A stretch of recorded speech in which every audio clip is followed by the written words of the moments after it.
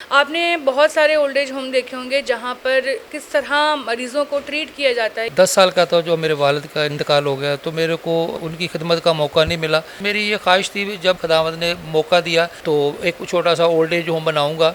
जिनके पास अभी minimum patient है, लेकिन जिस तरह से ये उनकी केयर कर रहे हैं, कोई अपना भी उस तरह खिदमत नहीं करता। अपने लिए तो सारे लोग जीते हैं, इंसानियत के लिए जीना जो है ना, ये मुश्किल काम होता है। हमारी भी बहनें हैं, बहुएं हैं, सुन रही हैं। अपने पेरेंट्स को टाइम देना चाहिए, उनके लिए वो सारा दिन रहते हैं इसी नज़र में। हमारे बच्चे शाम को आएंगे और आके हमारे से हाल वाल लेंगे। तो हर मज़हब जो है हमें यही दर्स देता है इंसानियत का। 24 घंटे हमारे पास दरवाजे खुले हैं, कोई भी आए, मुस्लिम है, क्रिश्चियन है, हिंदू है, तो हम सबको सीने लगाएंगे, वही प्यार उनके साथ करेंगे। मुस्लिम हो, क्रिश्चियन हो, सबके साथ हमारी इक्वल।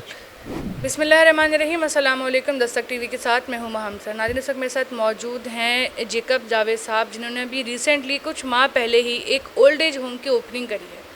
आपने बहुत सारे ओल्ड एज होम देखे होंगे जहाँ पर माहौल किस तरह का होता है और किस तरह मरीज़ों को ट्रीट किया जाता है। ये बात किसी से भी छुपी हुई नहीं है।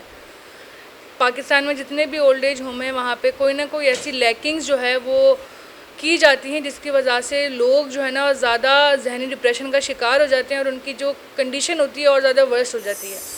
लेकिन इन्होंने एक बड़ा अच्छा इनिशिएटिव लिया है और जिनके पास अभी मिनिमम पेशेंट है, लेकिन जिस तरह से ये उनकी केयर कर रहे हैं, जिस तरह से उनकी खिदमत कर रहे हैं, कोई अपना भी उस तरह खिदमत नहीं करता। आइए बात करते हैं जेकब जावेद सर से और जानते हैं कि इनिशिएटिव लेने का इनका किस तरह से आइडिया आया, किस तरह से शुरू किया ये काम, और अब जब ये काम कर रहे हैं तो इनकी क्या एक्सपेक्टेशंस हैं आगे इस ओल्ड एज होम को लेके।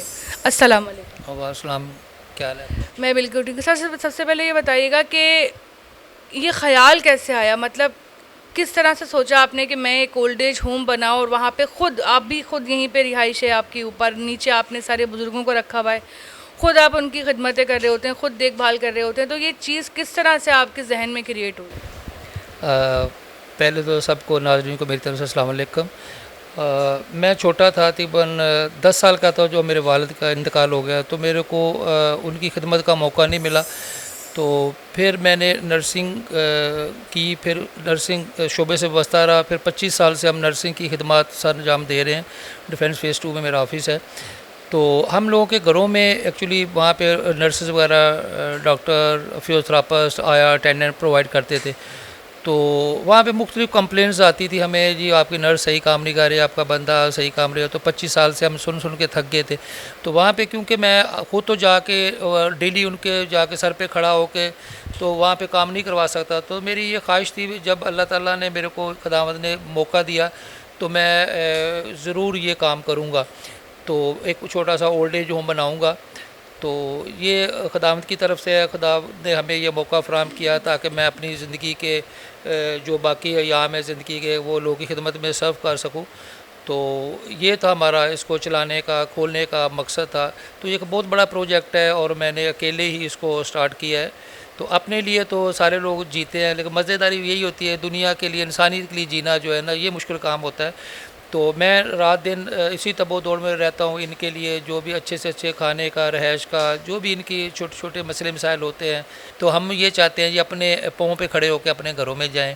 तो हमें इनकी खिदमत करके हमें खुशी होती है बहुत। सर जेकब सर, ये एक आपकी जो है ना एक सोच थी, लेकिन इस सोच पे आपने इम्प्लीमेंट किया, बहुत बड़ी ज़िम्मेदारी होती है, बहुत सारी चीज़ें देखनी पड़ रही होती है। जहाँ इस दौर में आपके अपने खूनी रिश्ते आपका इतना ज़्यादा नहीं करते, वहाँ पर आप जो है ना इंसानियत की एक बहुत बड़ी मिसाल कायम कर रहे हैं। आगे किस तरह से आपने लेके चलना है? आप अभी अकेले हैं, आप चाहते हैं कि आपके इस काम में आपका कोई साथ दे, किस तरह से मैनेज करना है? अगर आज आपके पास 7 से 8 पेशेंट है, कल को आपके पास 700-800 पेशेंट भी हो सकते हैं। खाना आप पहले बताएं कि खाना आप किस तरह से खिला रहे होते हैं अपने साथ इनको? देखें, जो हमारे अभी जो खाना, अभी हमारे पास कोई कुक नहीं है, कोई कंसामा नहीं है। अभी जो मेरी मिसेज़ है वो ये साथ मेरे हेल्प कर रही होती हैं। तो सारा खाना जो है, नाश्ता है, खाना वही बना रही है, और वही हम खाना जो ऊपर हम लोग खा रहे होते हैं, वही हमारे साथ पेशेंट भी वही खा रहे होते हैं। हम पूछ के इनसे पूछते हैं जी क्या खाएँगे आज, क्या सुबह में, शाम में, तो उसी के मुताबिक जो है हम डाइट प्लान करते हैं और सारे मिल के आप इनकी मर्ज़ी से हम जो है खाने का प्लान करते हैं। तो वही हम खाना खा रहे हैं, इनको भी दे रहे हैं और अपने हाथों से खिला रहे हैं। और हमें बड़ा दिली खुशी महसूस होती है जी, हम अपने हाथों से खिलाते हैं। मैंने अपने जब इस ओल्ड होम में हमने स्टार्ट किया था पहले दिन, तो मैंने खुदावंद ताला से वादा किया था जो मैं इसको कोई भी काम जो है ना अपनी ईमानदारी से करूँगा और मेरी तरफ से कोई भी कोताही नहीं होगी जब तक मैं ज़िंदा हूँ। तो ये है हमारी ज़िंदगी का मौक़िफ़ ही यही है जी। इस तरीके से तो अभी अब अब्दुल सत्तार साहब ईदी साहब हमारे आपने देखी होगी, उनकी स्नैप्स मेरे साथ हैं, तो वो हमारे आइडियल थे और वो बड़े इतने उन्होंने अभी जैसे आप बोल रहे हैं जी वो 800-700 पेशेंट हो गए, तो उन्होंने तो दुनिया में एम्बुलेंस का बेड़ा उठाया और इतनी इंसानियत खिदमत की जो अभी आज तक उसका जो रिकॉर्ड है कोई नहीं तोड़ सका।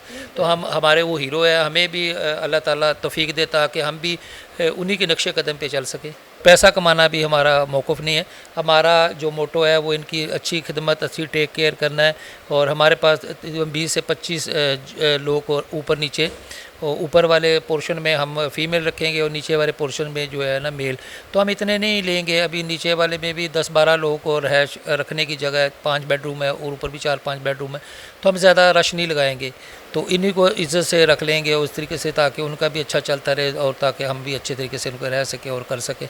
तो मेरी ये कोशिश होती थी जब भी मैं खोलूँगा तो किसी अच्छी जगह पे इनको संभाल सकेंगे, अच्छे इलाके में, ताकि जो ज़िंदगी के उनके पास गिने चुने दिन होते हैं तो वो कम से कम अच्छी जगह पे रह के और पुरसकून ज़िंदगी में वो अपना जो आखिरी अय्याम है ज़िंदगी के तो वो गुजार सकें। मैंने देखा है लोग हमारे जो देखा है बड़े बूढ़े होते हैं तो वो आखिरी जो सफ़र होता है ना उनको बड़ा मुश्किल तकलीफ़ दे होता है, तो वो एंड में आके जो है ना वो एड़ियाँ रगड़ रगड़ के वो मर रहे होते हैं, क्योंकि बुढ़ापे में या जवानी में या एंड पे उनको उन्होंने अपने बच्चों को पढ़ाने में लगाने के लिए तो अपना सारी जो है जमा पूंजी और मेहनत कर कर के जो है ना वक्त गुजार दिया होता है और अपने लिए उन्होंने एंड पे जाके कुछ नहीं वो बचाया होता।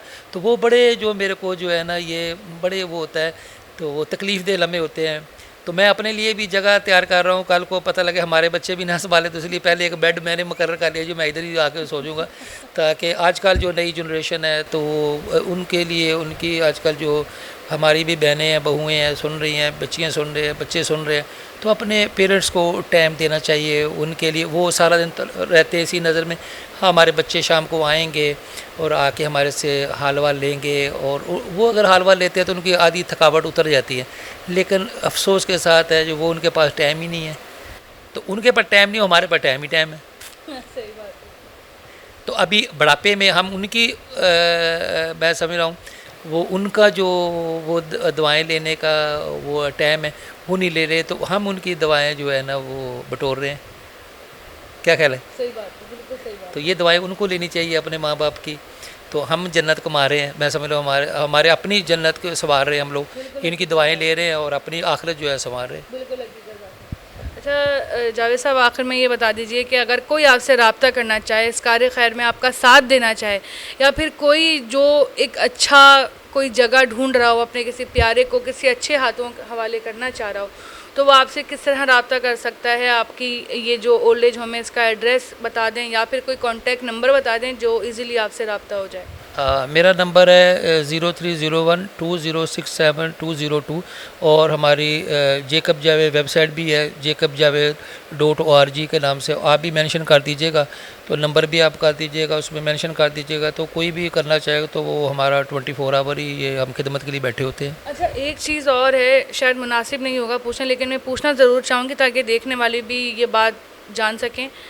आपका जो ताल्लुक़ है वो क्रिश्चियन जो है ना वो मज़हब से है, लेकिन आपने अपने इस ओल्ड एज होम में इस बात का फ़र्क नहीं रखा जो लोग रखते हैं फ़र्क, कि हम हिंदू हैं तो हिंदुओं को ही सपोर्ट करेंगे, हम मुस्लिम हैं तो मुस्लिम को ही सपोर्ट करेंगे, हम क्रिश्चियन हैं तो क्रिश्चियंस को ही सपोर्ट करेंगे।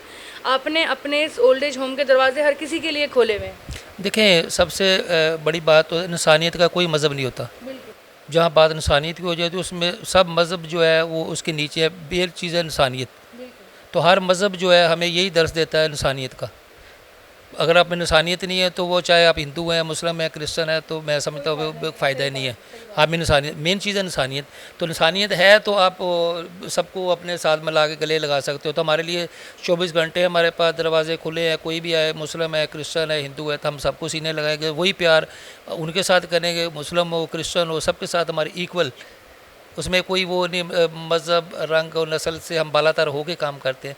यही हमारे अब्दुल सत्तार ईदी करते थे, वही हम उसी के राय मिशल पे चल रहे हैं। यही तो इन्होंने बड़ा अच्छा इनिशिएटिव लिया है। जो लोग देख रहे हैं इनको सपोर्ट करें इस कार्य खैर में, ताकि ये अपने तरफ से और लोगों को खिदमत कर सकें। जो बुज़ुर्ग अभी ऐसे ओल्ड एज होम्स में रह रहे हैं जिनकी बिल्कुल भी केयर नहीं होती, उनको 2 वक्त का खाना भी ठीक तरह से नहीं मिलता, वो कम से कम ऐसे हाथों में आ जाए, उनके जो प्यारे हैं वो ऐसे हाथों में अपने प्यारों को छोड़ दें जहाँ पर वो पुरसुकून ज़िंदगी गुजार सकें। नंबर आपको स्क्रीन पे जो है वो शेयर कर दूँगी, सारी चीज़ें डिटेल्स आपको मिल जाएंगी। अगर कोई भी रब्ता करना चाहे तो उस नंबर पर रब्ता कर सकता है।